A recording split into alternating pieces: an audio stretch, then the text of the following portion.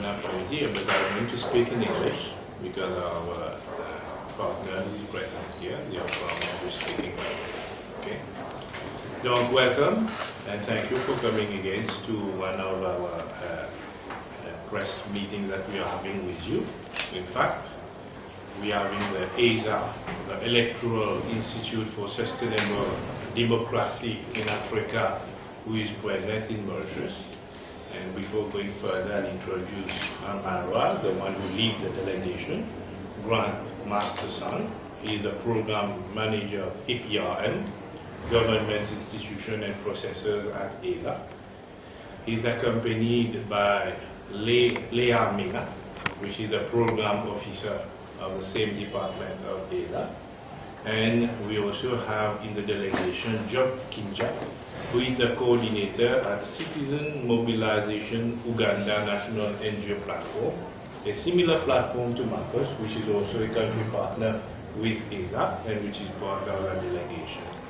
And in my back are the office bearers of Marcus, my deputy, Tanya Gujja, my vice chairperson, Inda Balobin, my treasurer, Dana Chengen, and two executive board members, one who chairs the desk committee on Info-Locally, and one who chairs the disabled committee, who is present also at the office, and we are invited to join us for this small, what I call dialogue with the press.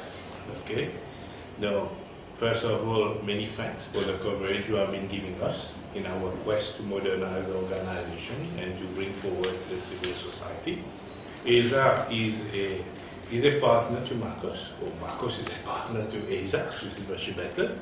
And EISA is today here in Mauritius for a preliminary discussion with NGOs of Mauritius with whom they are conducting a survey.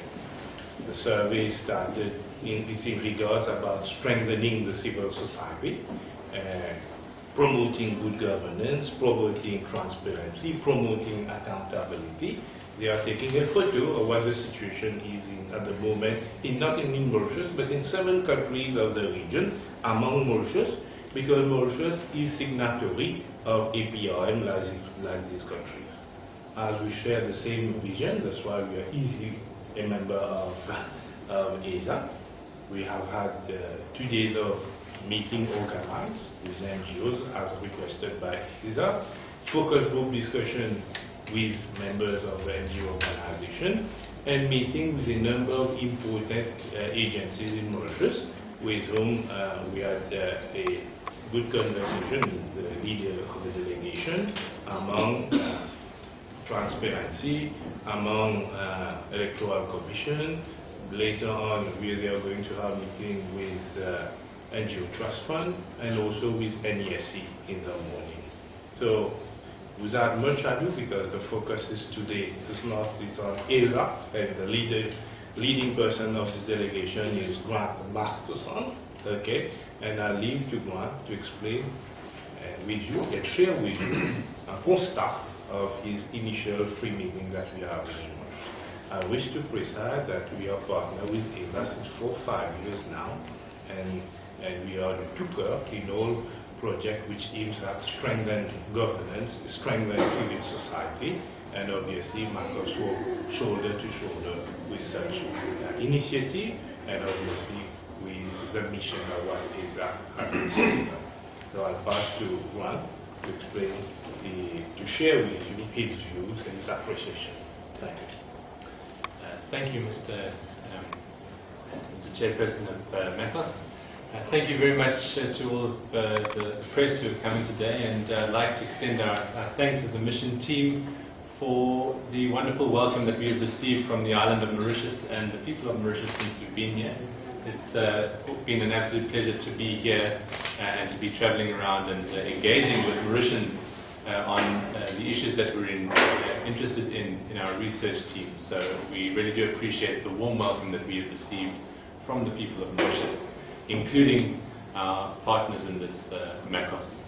It's been very, very valuable to have a partner with the stature and the importance of MECOS to assist us in our engagements and our research, and we very, very much appreciate their assistance in this regard as our partners here in Mauritius. I just want to take a few minutes just to bring to your attention the research mission, its objectives, and why we are here in Mauritius. EISA is, as has already been said, the Electoral Institute for Sustainable Democracy in Africa. We work in two broad areas on elections and ensuring that the African continent has credible and transparent elections.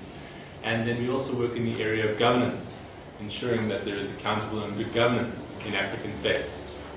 And this is the program that we are here in Mauritius to develop. So we've been conducting a research mission here with the team members who are here at the table with me. This research mission began approximately 12 months ago when we began developing a survey to take into account some of the issues to do with governance in African countries. This survey has been conducted in 7 countries. Those countries include Ethiopia, Kenya, Mauritius, Mozambique, Tanzania, Uganda, and Zambia. 7 countries. All of these countries are member states of the African Peer Review Mechanism, which is a governance review which assesses the state and quality of governance in a country and then presents a report to the African Union leaders on the state of governance in that country. So because Mauritius is a member, we selected Mauritius as one of the countries to conduct our research in. The research survey focuses particularly on the role of non-governmental actors in governance. So Mauritius has been a very interesting country to come to research, to discuss the role that NGOs play in promoting good governance and in supporting good governance in the country. The survey has been conducted, as I said, in 7 countries. It was a randomly selected survey. We went and found the register of NGOs in the country. We selected a sample of 200 NGOs randomly.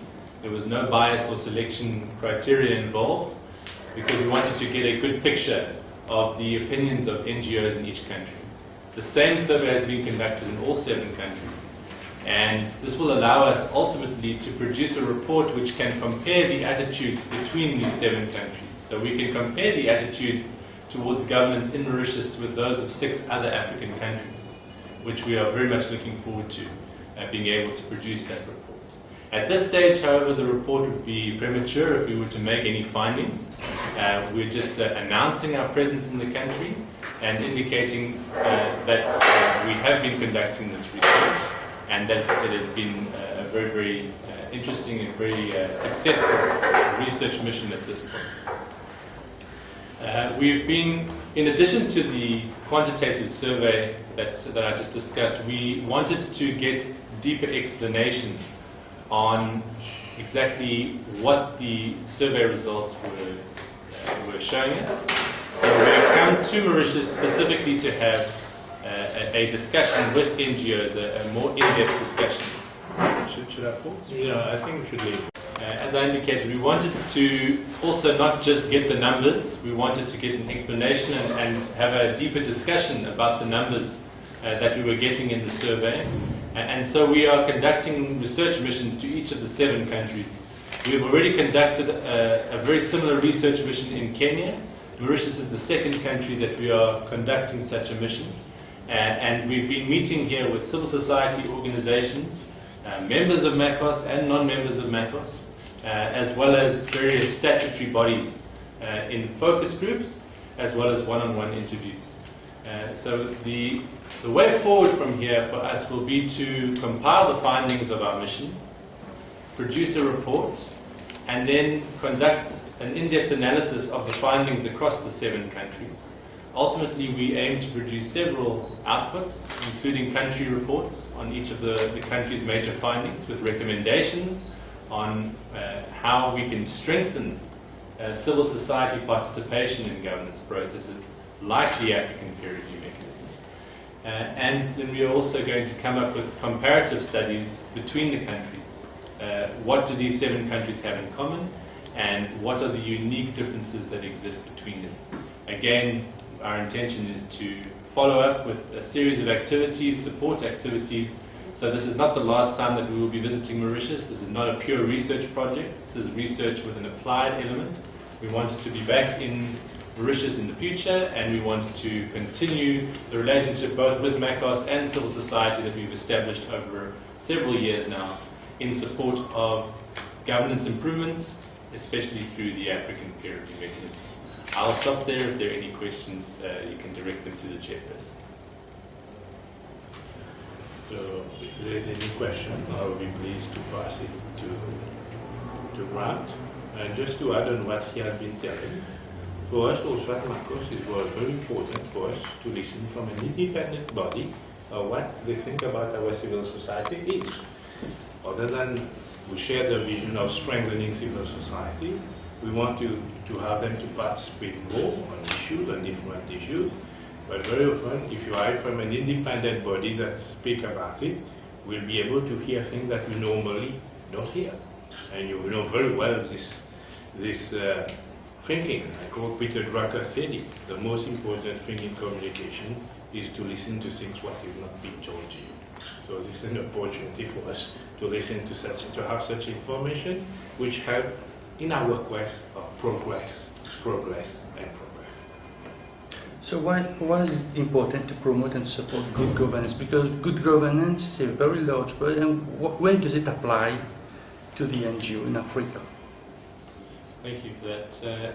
Good governance in our context here, we are looking at the way in which good governance is defined by the mechanism itself, the African peer review mechanism.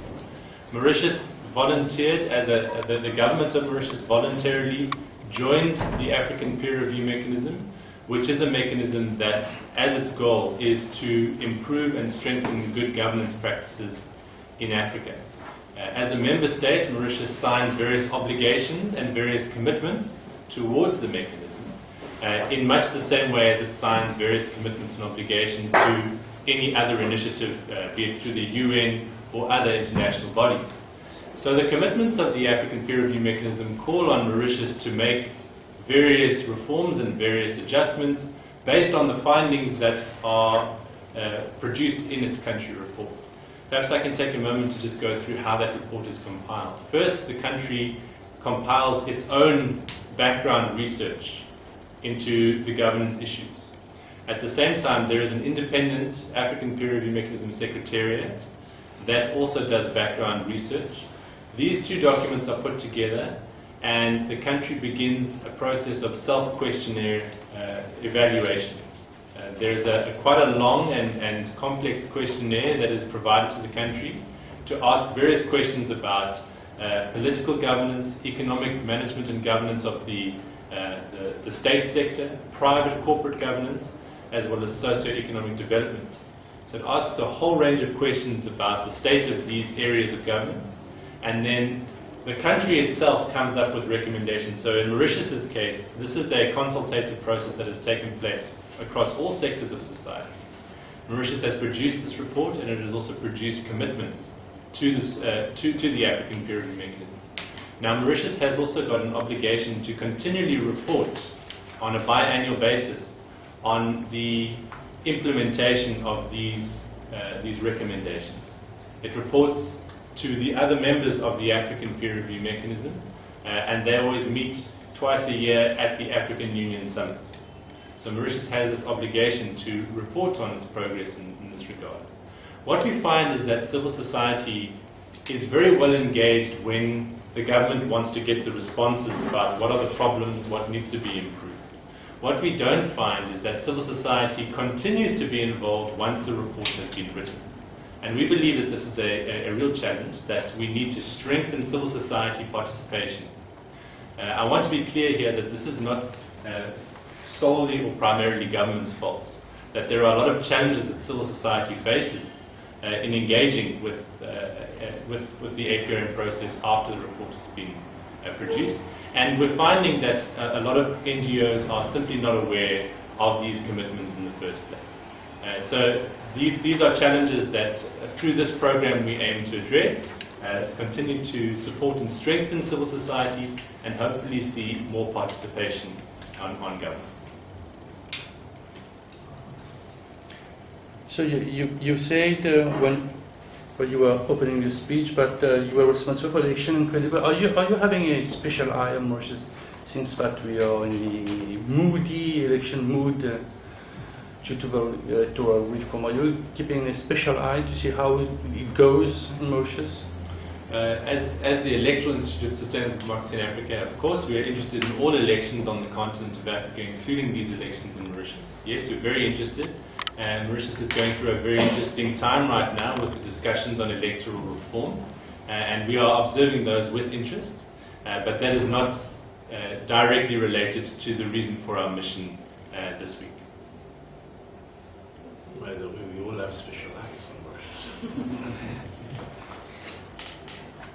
Yes, Monsieur de Martinal, vous avez une question. Madame, vous êtes de quel journal? Du défi quotidien. Vous pouvez poser une question si vous voulez. C'est bon. Mademoiselle. Monsieur, si vous avez d'autres questions, je sais que vous en avez beaucoup. Did you want to say something? Yeah, I actually just wanted to add just on Grant's voice on why civil society should participate in the APRM process, and really in response to your question, in as far as the governance question is concerned. I think the world over, one of the key elements of civil society work is really to, actually the reason as why civil society should exist is to mobilize citizen participation in development, governance, and policy processes. Now, if we have a weak civil society engagement in such processes, then clearly the voice of the citizen becomes wanting. So the reason as to why EISA and a couple of other organizations that have united in this cause is to really ensure that civil society can effectively be mobilized to play a critical role in this process, but also as a precursor really for effective citizen engagement in the process. So the reason as why we are stressing that civil society should effectively participate in the APRM process, monitoring and probably implementation, is to ensure that the ordinary citizenry is more effectively mobilized to engage in the process itself, in the APRM process in particular, but also in the governance discourse in general. I would like to stress one more aspect of the work that we're doing here. The name African Peer Review Mechanism, especially the emphasis on peer, the APRM is a learning mechanism. It's about learning what works and what does not work in the different countries. We find again and again in Africa that all of our countries have similar problems, similar challenges. And yet sometimes one country has a better solution to these challenges than others, but these challenges and solutions are not shared well between countries. So the peer review mechanism, one of its additional aims, and one which we particularly like, is the opportunity to learn lessons.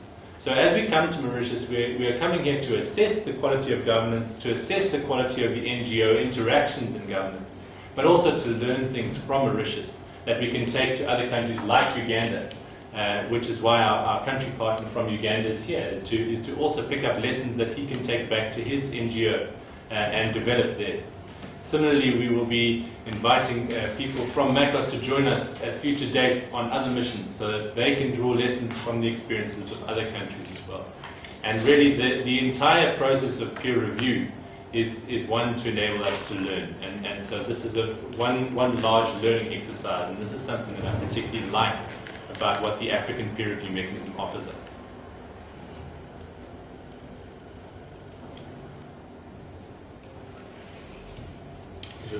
Is the survey conducted under a specific time frame, or do you?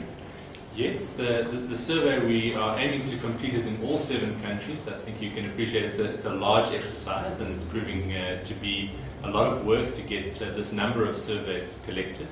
But we do intend to compile our final report before July this year. And that will be incorporating all 7 countries. We will be preparing the report on Mauritius for dissemination within the next 3 weeks. Next 3 weeks. Next 3 weeks. I must precise that API, Mauritius is signatory to API. True.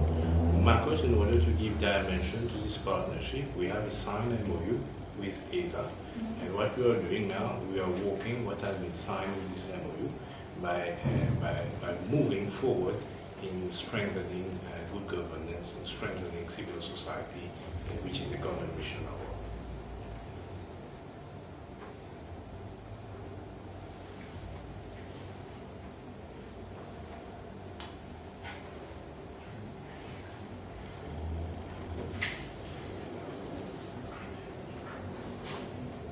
So if there's no further question, I thank again everyone present today.